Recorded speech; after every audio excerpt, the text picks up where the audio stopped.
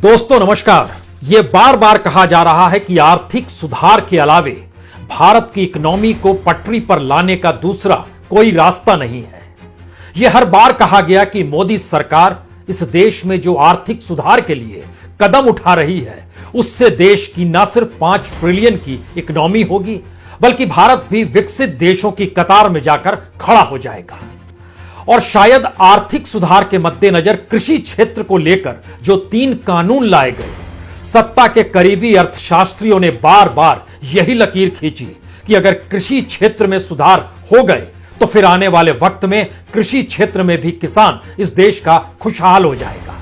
और आज जब प्रधानमंत्री मोदी ने 3 कानूनों से पैर पीछे खींच लिए तो अब इस देश के भीतर में कृषि क्षेत्र में न सिर्फ सुधार रुक गया बल्कि भारत के आर्थिक सुधारों को भी बड़ा झटका लगा है। सत्ता के करीबी अर्थशास्त्री लगातार फिर कुछ नई लकीरें खींच रहे हैं।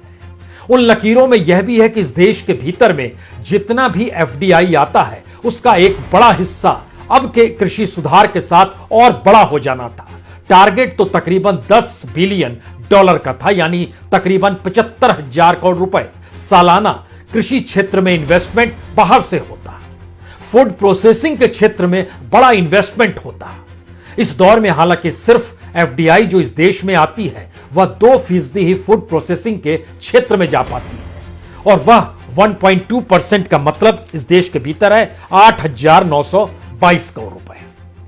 तो क्या वाकई कृषि क्षेत्र में जो सुधार की दृष्टिकोण प्रधानमंत्री मोदी ने उठाए थे या मोदी सत्ता ने जो आर्थिक सुधार की लकीर खींची वो वाकई क्या उसे झटका लगा, या मोदी काल में इस देश में बीते 30 बरस में पीवी नरसिम्हा राव के बाद से चाहे अटल बिहारी वाजपेयी की सरकार हो चाहे मनमोहन सिंह की सरकार हो, उस दौर के आर्थिक सुधारों को लेकर ही प्रधानमंत्री मोदी इस वक्त कई कदम आगे निकल रहे थे। क्या यह सही है या फिर मोदी काल का आर्थिक सुधार इस देश में कहीं फिट बैठता ही नहीं है?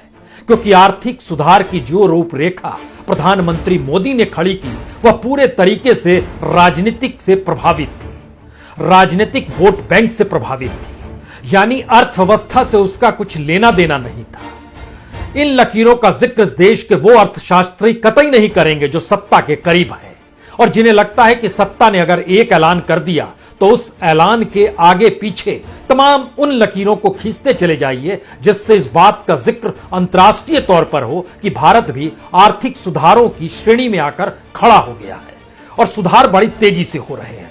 हमें लगता है कि आज मोदी काल के दौर के उस आर्थिक सुधारों को परखने की जरूरत है, तब आप समझ पाएंगे कि यह कृषि सुधार भी इस देश के लिए कितने घातक थे। सवाल इस देश के किसानों का है तो सवाल इस देश के नागरिकों का भी है, सवाल इस देश के उस बेसिक इंफ्रास्ट्रक्चर का भी है, सवाल इस देश के उस कॉरपोरेट का भी है, उन इंडस्ट्रिस्टों का भी है, उन व्यापारियों का भी है जो आर्थिक सुधार के मद्देनजर किसी भी देश में प्रतिस्पर्धा के साथ आगे बढ़ते हैं। लेकिन भारत में ऐसा नहीं है और भारत के आर्थिक सुधार की जो लकीर 2014 के बाद से खींची गई वह पूरे तरीके से कॉरपोरेट का हित साधने वाली क्यों रही? वह पूरे तरीके से इस देश के पब्लिक सेक्टर को खत्म करने वाली क्यों रही? वह पूरे तरीके से इस देश में हर चीज को मोनेटाइज करने वाली स्थितियों में इस देश की नीतियों को लाकर खड़ा क्यों कर गई? इस देश के भीतर में निजीकरण का बोलबाला ऐसे वक्त में क्यों हो गया जब समूची दुनिया के भीतर हर सरकार, चाहे अमेरिका हो, चाहे ब्रिटेन हो, चाहे जर्मनी हो, चाहे ब्राजील हो, चाहे चाइना ही क्यों ना हो, राज्य वहां पर चाह रहा है कि उसके मातहत कम से कम इंडस्ट्रीज चले, प्रोडक्शन हो, एक्सपोर्ट बढ़े, नौकरियां बढ़े। लेकिन भारत में इसके ठीक उलट सोच क्यों है? हमें लगता है इन बीते 7 बरस में जो आर्थिक सुधार जो प्रधानमंत्री मोदी के काल में उठाए गए, आज उसको एक वक्त परीक्षण की जरूरत है। सवाल यह नहीं है कि अब कृषि सुधार नहीं होंगे, सवाल यह भी नहीं है, इससे बड़ा झटका दुनिया भर में मैसेज के साथ गया कि भारत के भीतर में आर्थिक सुधार रुक गए। लेकिन इन परिस्थितियों में भारत के भीतर में अगर आप पीवी नरसिम्हा राव के दौर में चले जाएंगे तो उस वक्त पहली बार भारत में मार्केट इकोनॉमी को खड़ा किया गया था, यानी अभी तक पूरे तरीके से सार्वजनिक इंस्टीट्यूशंस पर जो चीजें निर्भर थी वो पहली बार मार्केट इकोनॉमी से जाकर जुड़ गई। मार्केट इकोनॉमी ने बड़ा लाभ इंडस्ट्रियलिस्टों को पहुंचाया, कॉर्पोरेट को पहुंचाया, इससे कतई इनकार नहीं है। लेकिन एक बैलेंस की प्रक्रिया थी, चूंकि 100% पब्लिक सेक्टर और उसमें एंट्री हो गई मार्केट इकोनॉमी की, कॉर्पोरेट की, इंडस्ट्रीज की, उसके अपने मुनाफा कमाने के तौर तरीके से, तो एक लिहाज से एक बैलेंस की परिस्थिति आती है। अटल बिहारी वाजपेयी की सरकार में बैलेंस करने के लिए अगर उस काल में चले जाइएगा तो अटल बिहारी वाजपेयी भी चाहते थे कि सारी ताकत उनके हाथ में हो और इकोनॉमिक रिफॉर्म को लेकर डिसइन्वेस्टमेंट के जरिए से लेकर जो प्राइवेटाइजेशन था वो खुलकर करना चाहते थे। लेकिन रोक कौन लगाता था उस वक्त? याद कीजिएगा तो रोक लगाने के लिए आरएसएस बैठी थी। आरएसएस स्वदेशीकरण के नारे के साथ वाजपेयी सरकार के सामने आकर खड़ी हो जाती थी।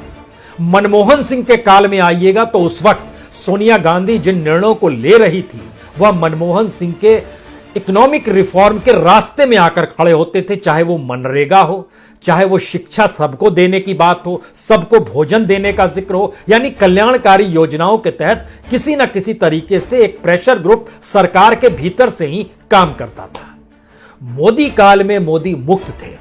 आरएसएस पूरे तरीके से मोदी गवर्नेंस की सुविधाओं पर आकर टिक गई, यानी कोई प्रेशर नहीं था। पार्लियामेंट के भीतर में बहुमत के सिर थे और उसमें किसी की जरूरत नहीं थी, अपने तौर पर निर्णय लेना था और इस देश की गवर्नेंस द्वारा लिए जा रहे हर निर्णय को आर्थिक सुधार से जोड़ा जाने लगा। चाहे प्रधानमंत्री अपने तौर पर अपनी गद्दी बचाने के लिए नीतियों का ऐलान करते, यानी कॉर्पोरेट को रियायत देना है तो रियायत दे दी गई, मिडिल क्लास पे टैक्स बढ़ाना है तो टैक्स बढ़ा दिया गया, मिडिल क्लास के ऊपर और टैक्स बढ़ा के उनसे कुछ पैसा लेकर अगर हाशिए और गरीब तबके के लिए कुछ योजनाओं का ऐलान करना है तो ऐलान कर दिया गया।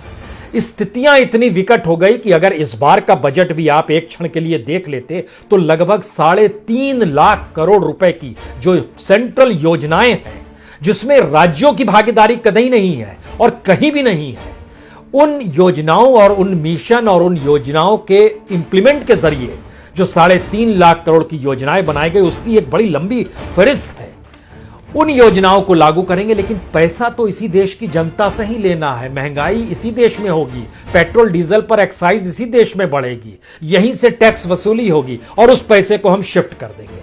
हमें लगता है कि आज इन बातों को सिलसिलेवार तरीके से समझने की जरूरत इसलिए है क्योंकि मोदी काल का जो आर्थिक सुधार का चेहरा है वह प्रतिस्पर्धा, स्वस्थ प्रतिस्पर्धा कम से कम निजी क्षेत्र को भी नहीं देता है, कॉर्पोरेट को भी नहीं देता है। निजी क्षेत्र का विस्तार इस देश में जिन कंपनियों का हुआ उनकी सत्ता से करीबी थी, यानी देश की संपत्ति पर कब्जा करने की होड़ उन कॉर्पोरेट्स में लग गई जो मोदी सत्ता के करीब थे। नाम लेने की जरूरत नहीं है।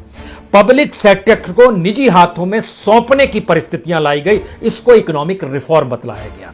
इस देश के भीतर में सार्वजनिक बैंकों के भी निजीकरण की दिशा में सरकार बढ़ गई। बैंकों की फहरिस्त में 3 नाम निकल कर आ चुके हैं, उसमें एक आईडीआई बैंक है, एक इंडियन बैंक है, एक सेंट्रल बैंक है। अभी नियम कायदे नहीं बने, लेकिन इनको आज नहीं कल निजी हाथों में दे दिया जाएगा और इसी फहरिस्त में आने वाले वक्त में और भी बैंकों को दिया जाएगा। लेकिन इन बैंकों के भीतर जो कर्ज जिन लोगों ने उठाया वह किस परिस्थितियां में थे, वो कर्ज क्यों नहीं लौटा पाए, सरकार ने उनके कर्ज क्यों माफ कर दिए, यह भी आर्थिक सुधार का हिस्सा था।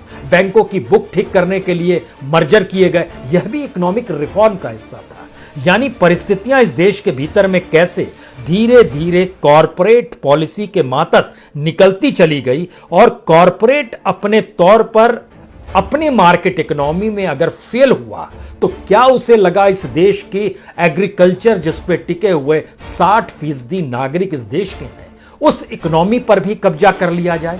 इसीलिए किसानों की जमीन पर कब्जा, उनकी उपज पर कब्जा और उस मार्केट पर कब्जा जो अपने आप में इस देश के भीतर में 45 से 50 लाख करोड़ का धंधा करती है। क्या यह इकोनॉमिक रिफॉर्म का हिस्सा है? हम इन बातों का आज इसलिए भी जिक्र करने की जरूरत आन पड़ी है क्योंकि जब यह बहस बार बार हो रही है कि भारत के भीतर में हमने इकोनॉमिक रिफॉर्म के लिए ही एग्रीकल्चर रिफॉर्म को अपनाया था, तो आप कल्पना कीजिए कि बार बार अब किसान यह कहता है कि हम एमएसपी के अलावे कभी वापस नहीं लौटेंगे जब तक यह कानून नहीं बनेगा। सरकार कहती है कि आप देख लीजिए हमारे काल में एमएसपी बहुत ज्यादा बढ़ा है, लेकिन इस देश का सच क्या है? इस एग्रीकल्चर रिफॉर्म में अगर एमएसपी को एक बेस बनाई है जिसका जिक्र किसान कर रहा है और जिसका जिक्र सरकार करती है। एमएसपी 2013-14 में यानी मनमोहन सिंह के काल में आखिरी वक्त में अगर आप धान बेचते तो उस समय 1310 रुपए था। आज की तारीख में धान 1940 रुपए है। लेकिन बिक कितने में रहा है धान? बिकता है 1100 से 1200 के बीच में, यानी 2013-14 में निर्धारित एमएसपी से भी कम। एमएसपी को बेस बनाया जाता है कि जो लागत किसान को पड़ती है उस लागत के अनुकूल कम से कम उसे न्यूनतम समर्थन मूल्य मिल जाए। लेकिन अगर उस प्रक्रिया में आइए तो गेहूं 2013-14 में 1350 रुपए था, आज की तारीख में 1975 रुपए है। बिकता कितने में है? 1200-1300 रुपए में प्रति क्विंटल गेहूं बिक जाता है। जो ज्वार है वो 1520 रुपए 13-14 में था, आज की तारीख में यह 2758 है।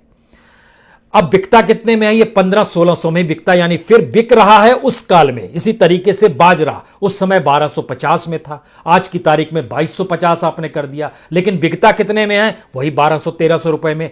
मकई उस समय बिकता था लगभग 1310 रुपए में, आज की तारीख में एमएसपी 1870 रुपए हो गई, लेकिन आज की तारीख में बिकता 1310 रुपए में ही है।